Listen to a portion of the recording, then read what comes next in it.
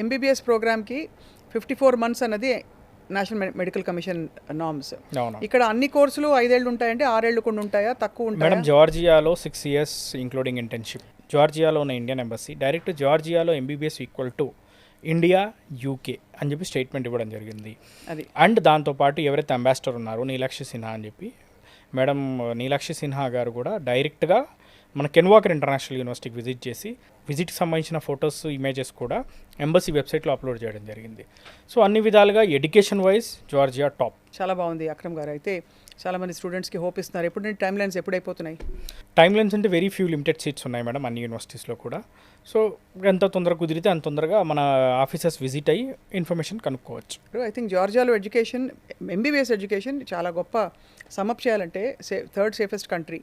అవును, రెండోది English is a spoken language, Highly spoken female language. Dominated, very safe కాబట్టి అన్ని విధాల వెదర్ వైజ్ అన్ని విధాల అనుకూలమే. అఫోర్డబుల్ ఎడ్యుకేషన్, అవును, హై క్వాలిటీ ఎడ్యుకేషన్. ఫారిన్ వేరే కంట్రీస్కి పీజీ చేయడానికి కూడా వాళ్ళే ద్వారాలు చూపిస్తున్నారు, మార్గాలు. అవును. అండ్ వేరే కంట్రీస్కి దేనికి లేని విధంగా ఏంటంటే జార్జియాకు ఉన్న బెనిఫిట్ ఏంటంటే జార్జియా యొక్క మెడికల్ కౌన్సిల్ ఎన్సీఈక్యూఏ.